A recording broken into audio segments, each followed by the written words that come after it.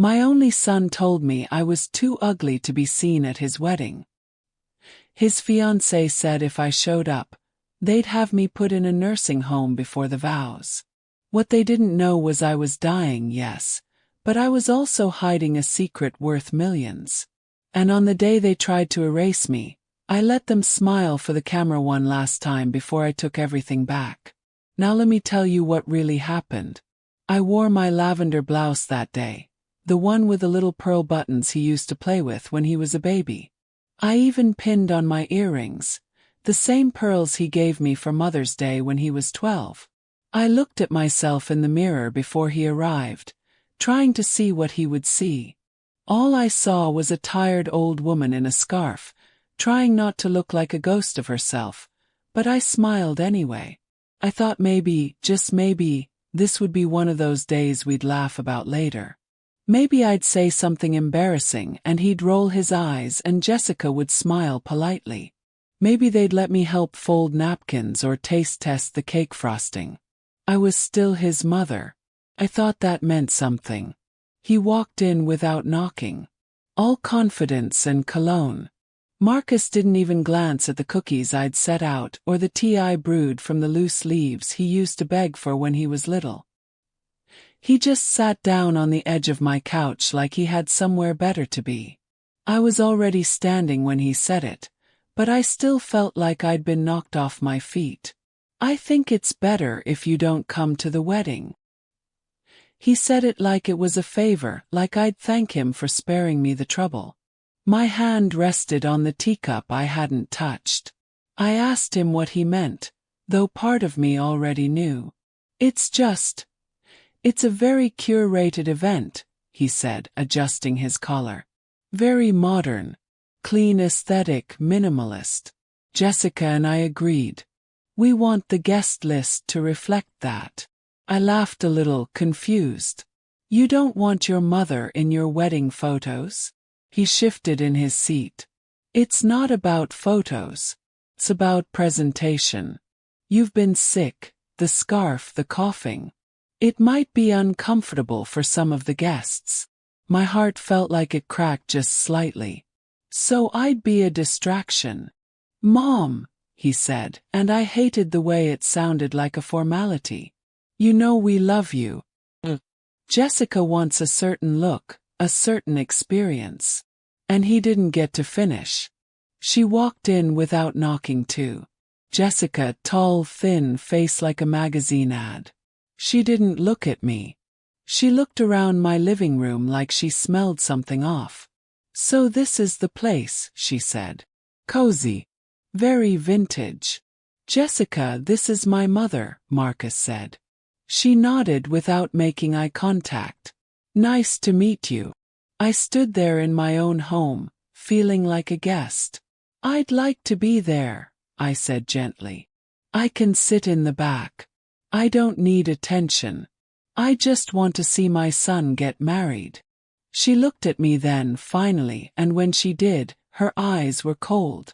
We've already finalized the seating chart and the dress code. I'm sure you understand. It's about the vibe. I looked at Marcus, waiting for him to say something to stop her, but he didn't. She's sick, Jessica went on. I mean, you're sick. It's admirable you're trying, but the whole scarf and pale skin thing, it's going to make people uncomfortable. Marcus added, we can send you the photos. We'll even FaceTime you in for the ceremony. It'll be like you're there. I don't want to FaceTime in, I said quietly. I want to be in the room. Jessica smiled, but it wasn't kind. Maybe we can talk after the honeymoon about long-term care. Somewhere that's clean, peaceful. A good place for recovery. She means a nursing home, I said. Don't make this harder than it has to be, Marcus said. I'm trying to be respectful. I looked at him, really looked at him. Same eyes I'd rocked to sleep. Same jawline I used to kiss before school. Where did that boy go? I gave you everything, I whispered. Everything I had. He sighed and stood. And I appreciate that, but you can't keep guilt tripping me forever. That's when he said it. This is why Dad left you. I felt something inside me go still. He said it like a weapon, like he'd been waiting years to throw that blow, and it hit exactly where he wanted it to. I didn't respond. I just sat down slowly, hands trembling on my knees. The tea was still warm, untouched. So were the cookies. Jessica turned toward the door. Well, be in touch. Let us know how your treatments go. Marcus leaned down and kissed the top of my scarf. Felt like someone patting a tombstone. We love you, Mom. We really do. Then they left just like that.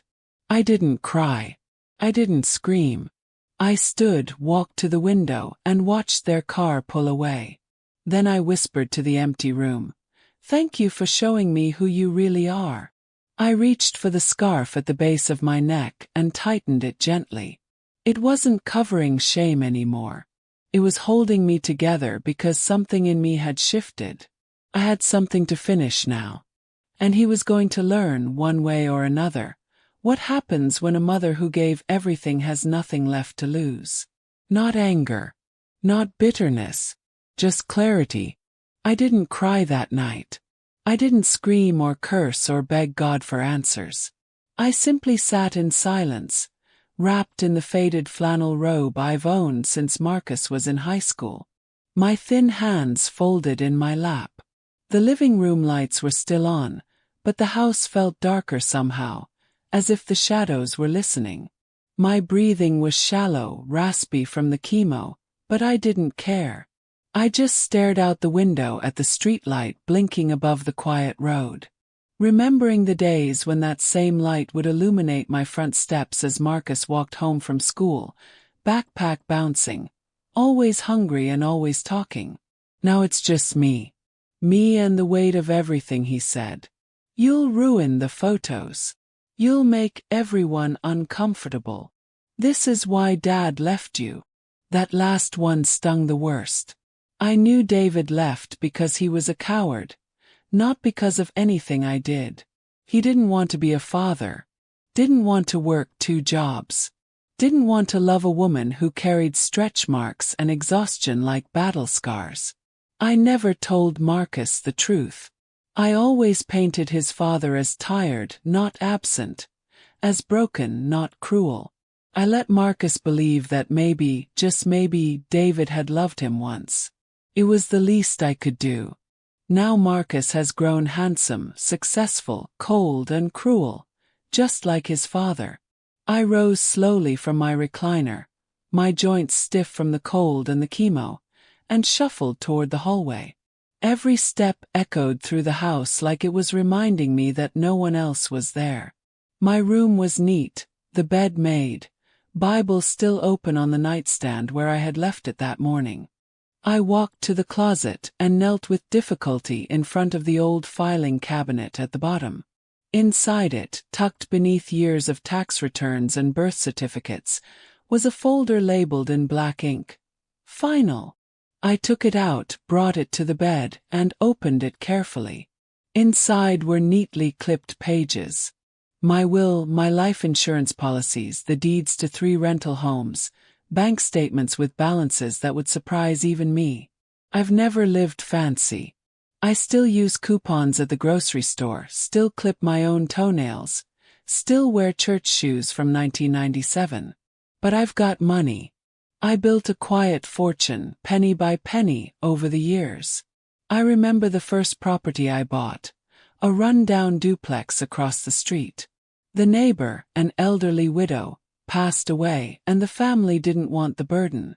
I had just received a small inheritance from my aunt and used it to place a bid. I rented it out, fixed it up bit by bit, and suddenly there was extra money every month. So I bought another, then a third, then a stake in the local beauty salon when my church friend Helen needed help starting up. No one knew, not even Marcus. I was going to surprise him. That had been the plan. I imagined the day. I'd pass, the funeral quiet and respectful, and then Patricia would hand Marcus the letter. Inside it would say, "You always thought I had nothing, but I saved this for you." I wanted you to know that I believed in your future. That day will never come now. I picked up the will, stared at the signature at the bottom. Dorothy Elizabeth Turner. Right above it, Marcus's name. My only child, my only beneficiary. I reached over to my nightstand, opened the drawer, and pulled out my letter opener. A beautiful gold one Marcus had given me when he was still in college.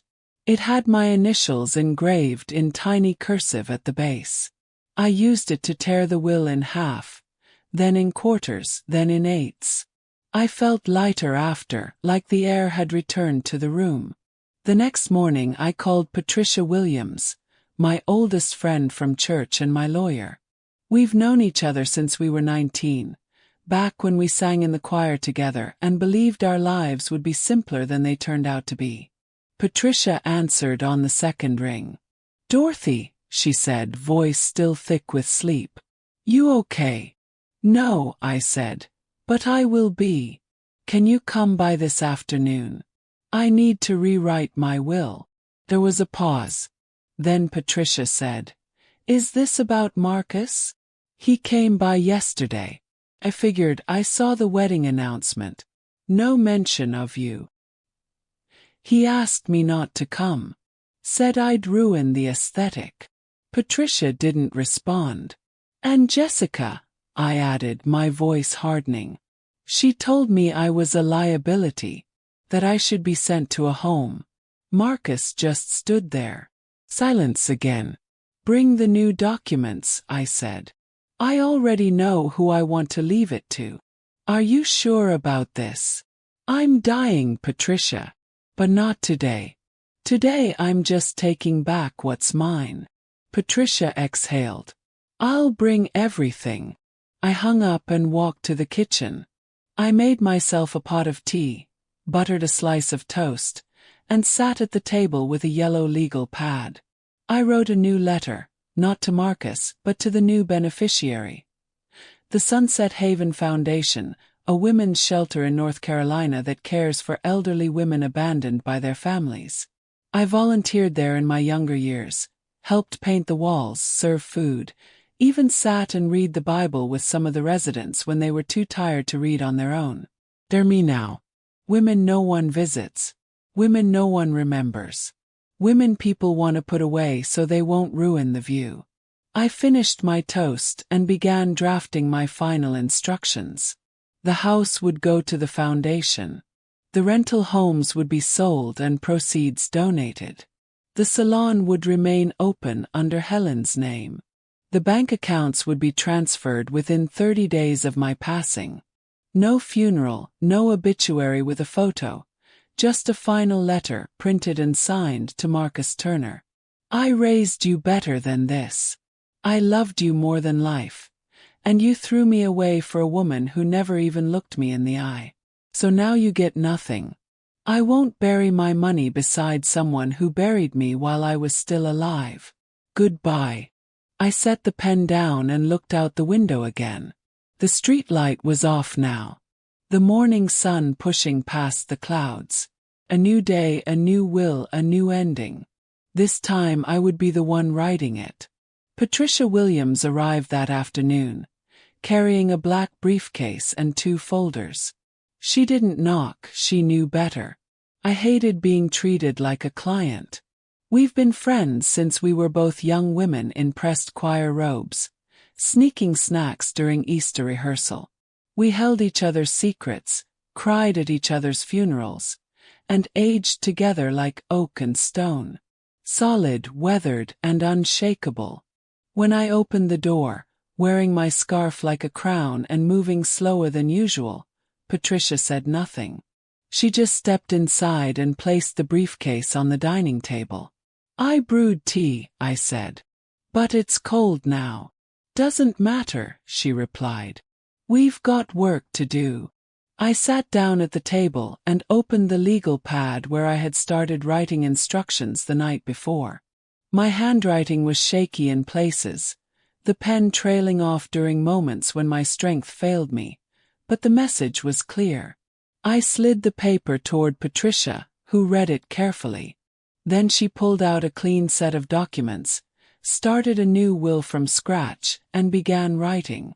I watched her for a long moment before saying, "I ever tell you why I started saving money?" Patricia didn't look up. "You said you wanted to make sure Marcus never went without." "That was part of it," I said. "But it was more than that. I watched too many women die broke. Women who worked just as hard as I did. Women who gave their lives to ungrateful husbands, children, jobs that paid them dust. I told myself I'd never go out like that." "You won't," Patricia said, scribbling something at the bottom of a form. "You're going out loud." Smiled. I was going to surprise him. Leave everything, even the letters. I had one written for every birthday until he turned 50, all sitting in a shoebox. Patricia paused for a moment. "What are you going to do with them now?" "I'll burn them," I said. "He doesn't get those anymore. He doesn't get me." We worked in silence for the next hour. I provided account numbers, property addresses, the name of my banker at First National, and the title to the salon I co-owned with Helen Davis. I even had an envelope of cash tucked inside my sewing drawer.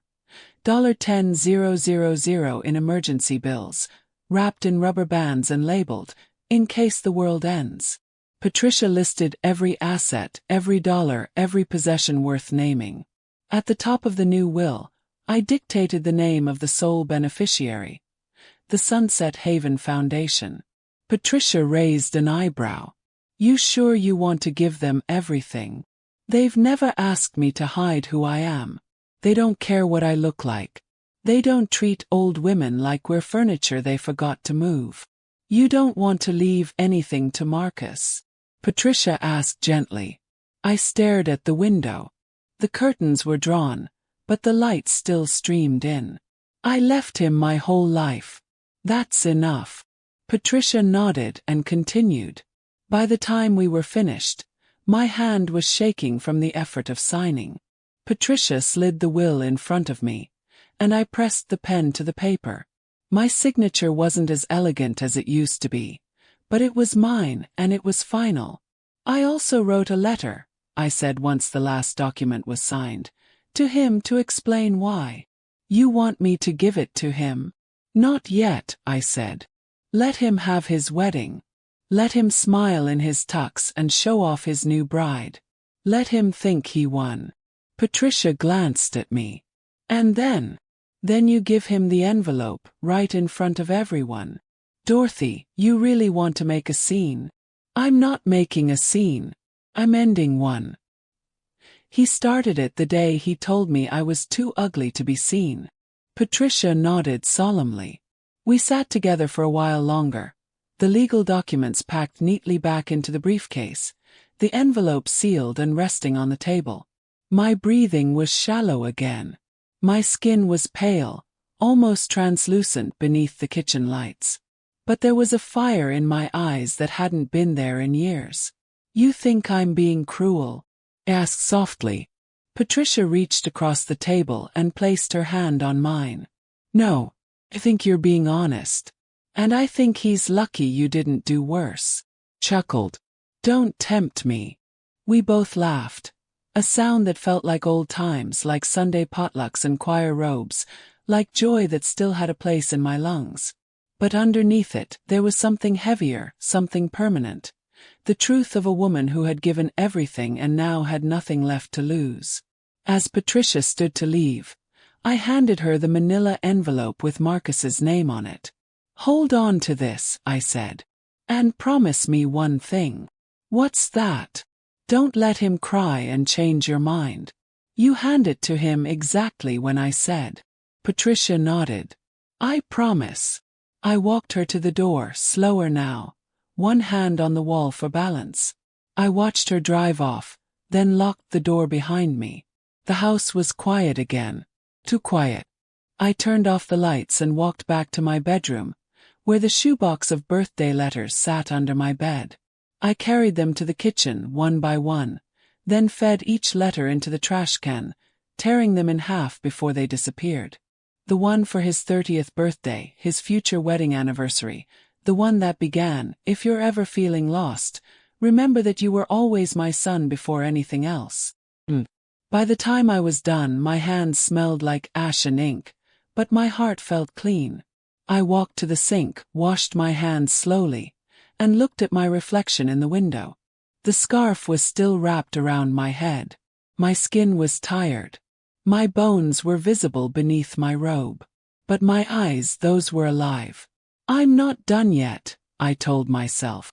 "And when I'm done, the whole world will know my name." The invitation came in a thick, cream-colored envelope with gold lettering and embossed trim. I found it in my mailbox 4 days before the wedding, tucked between a coupon catalog and a letter from my oncologist. I knew immediately it wasn't from Marcus. The return address was someone else entirely. Cousin Rita from Memphis, the kind of relative who always found a way to be at every family function with a plate of something sweet and a whisper full of gossip. I stood on my porch and opened the envelope with care, my fingers trembling slightly from the meds. Inside was a folded card with cursive calligraphy and a glossy photo of Marcus and Jessica on the cover. They were standing beneath a white archway, her in a long, fitted gown, him in a tux with his arm draped casually around her waist. Their smiles were wide and perfect. I studied the photo for a long moment, as if searching for a crack in their expressions. Found none. I opened the card. The ceremony had been moved to a vineyard on the outskirts of Nashville. Outdoors, surrounded by white roses and curated elegance. Beneath the address in smaller font was a note: "We'd love for you to join us and celebrate this special day. Quietly, of course. Please sit in the designated family section and respect the couple's wishes. Love, Rita." I chuckled quietly. Course. I imagined Marcus agreeing to send that invite as a gesture. A bone tossed toward guilt. Or maybe it was all Jessica's idea, to make herself seem gracious without ever having to apologize. Regardless, the message was clear. I was allowed to attend as long as I stayed invisible. I folded the card carefully and placed it on my kitchen counter. I didn't need to think long. I would go. Not for them, for myself. On the morning of the wedding, I rose before dawn. The house was quiet. The sun hadn't yet crept over the horizon.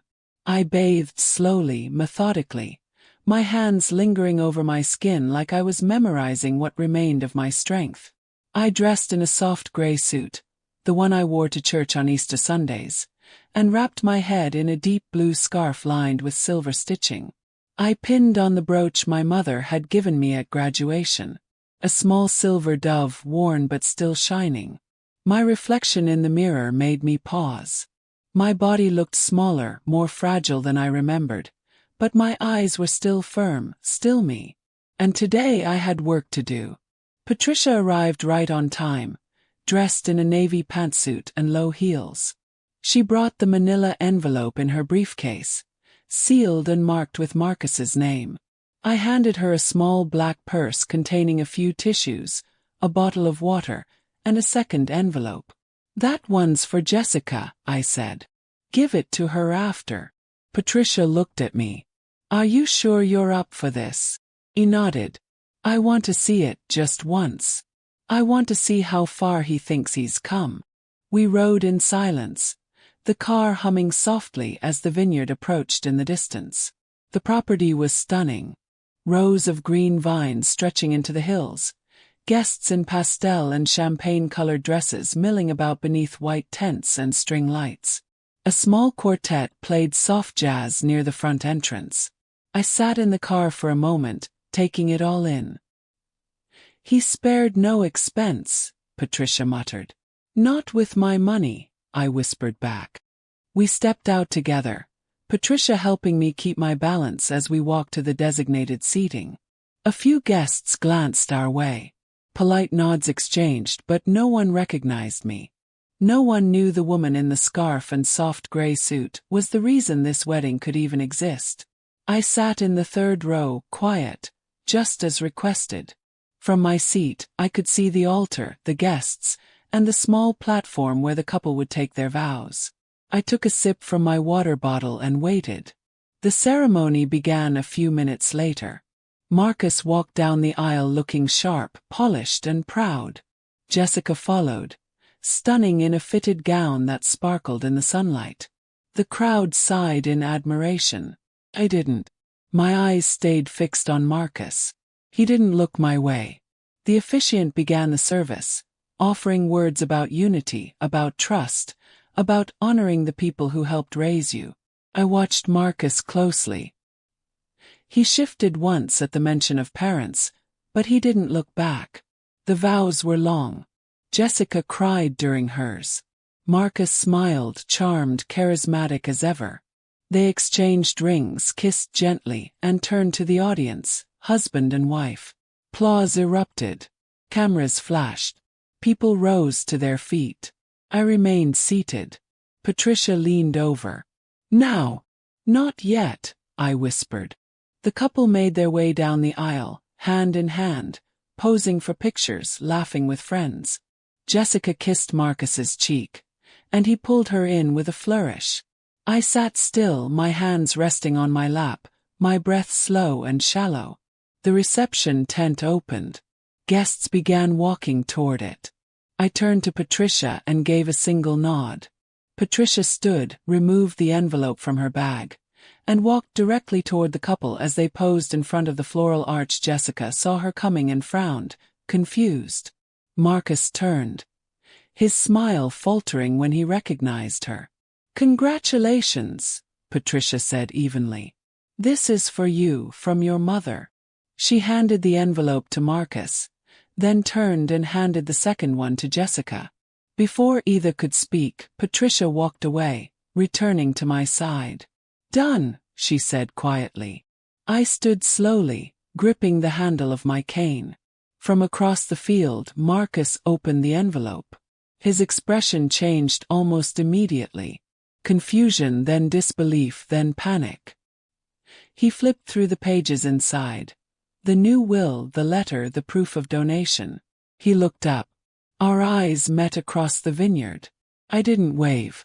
I didn't smile. I turned and walked back toward the car. Let him smile for the camera.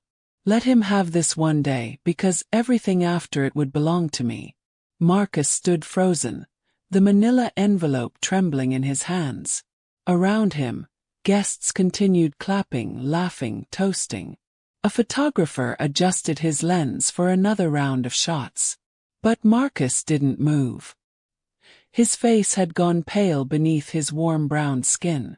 The veins in his temple pulsed. His lips were slightly parted, as if the words on the page had punched the air from his lungs. Jessica looked over his shoulder, impatient. "What is it? Why is she here again? What is this?" She snatched the second envelope Patricia had given her and tore it open. Inside was a single handwritten note, penned in my own script on ivory stationery. "Jessica, I won't make this about insults. I won't relive the moment you looked me in the eye and threatened to put me away like yesterday's trash. But I will tell you this. If you're marrying Marcus for what you think you're getting, I suggest you find a new dress and a new life. He has nothing now. He earned it." Dorothy Turner. Jessica's jaw dropped. What the hell does that mean? Marcus didn't answer. He flipped through the legal documents Patricia had enclosed. Pages of neatly formatted text, signed and stamped. The will was clear. Every asset I owned, my properties, my accounts, my shares in the beauty salon, had been left to the Sunset Haven Foundation. Nothing for him. Not a dime. No trust fund, no home, not even the pearls he gave me as a child. The final page was a personal letter.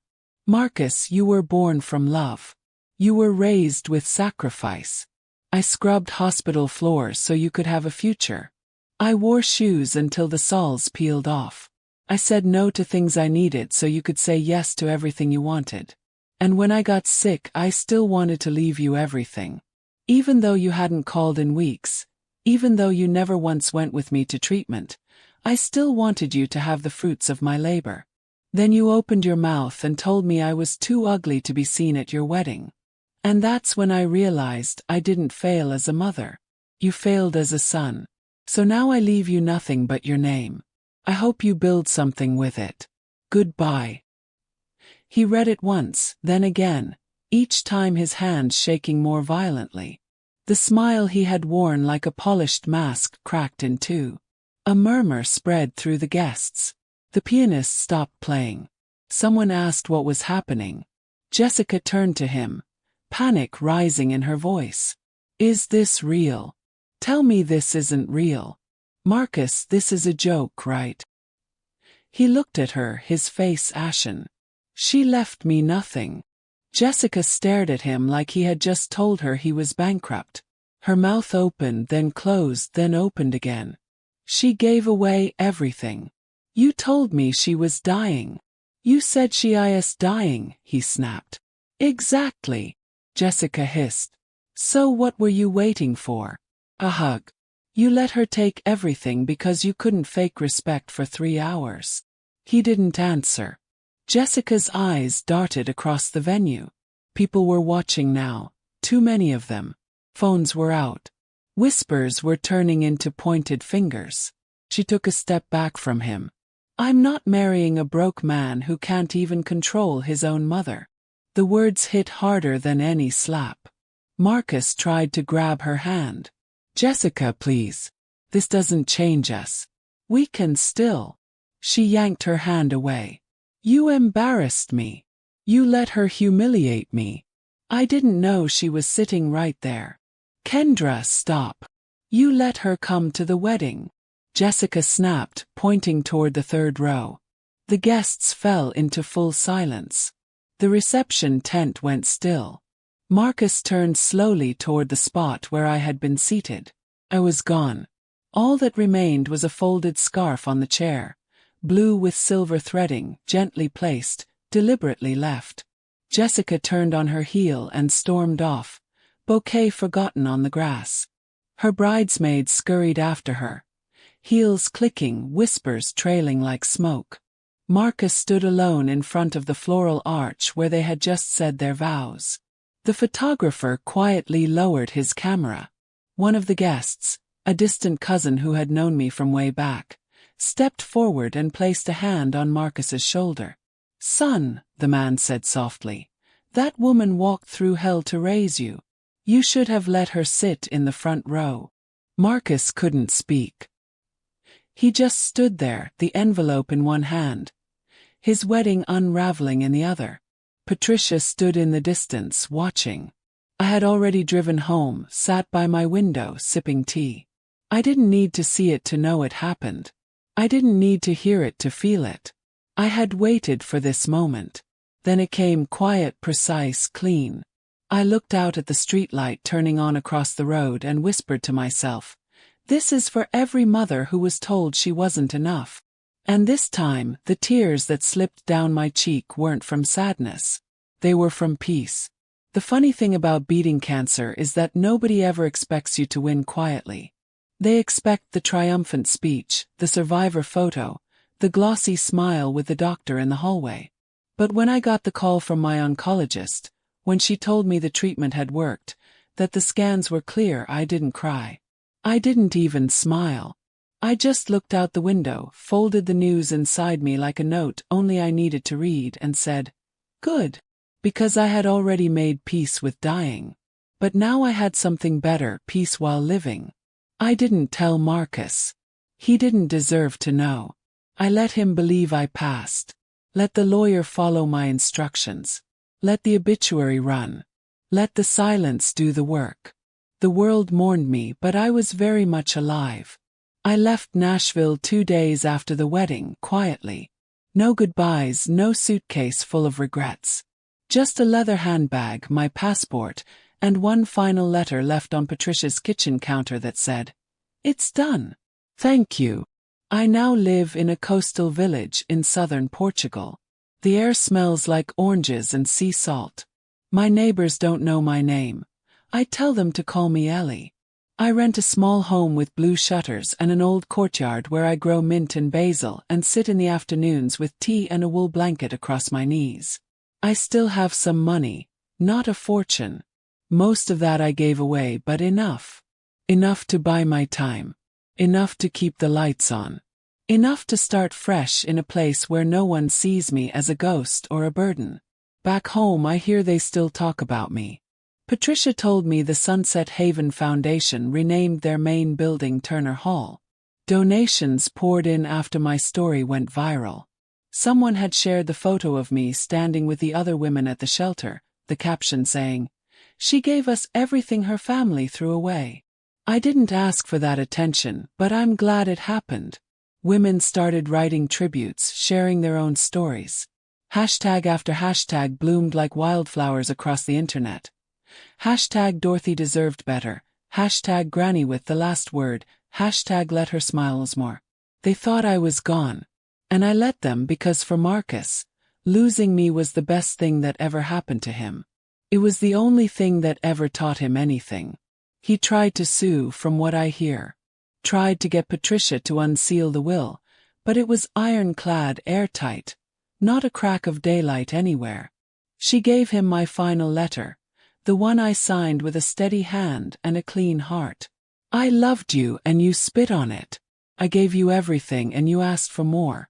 I would have given you the world, but you said I was too ugly to be in it. So now I live in one where you don't exist. Goodbye, Mom. He never got to say sorry. He never got closure. And I'm not sorry for that. I gave him a quiet stage to be cruel on. I sat still and let him show his whole heart to the world. And when he did, the world saw it for what it was. Rotten, ungrateful, empty. I didn't die angry. I lived with purpose.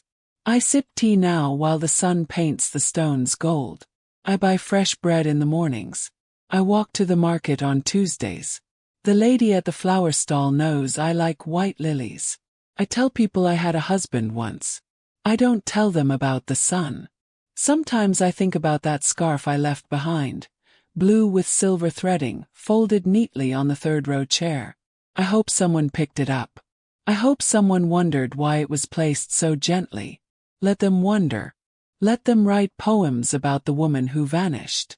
Let them teach my name in fundraising halls and foundation grants. Because the truth is, I'm not resting in peace. I'm living in it. And Marcus, he gets to live in silence. That's the only inheritance I left.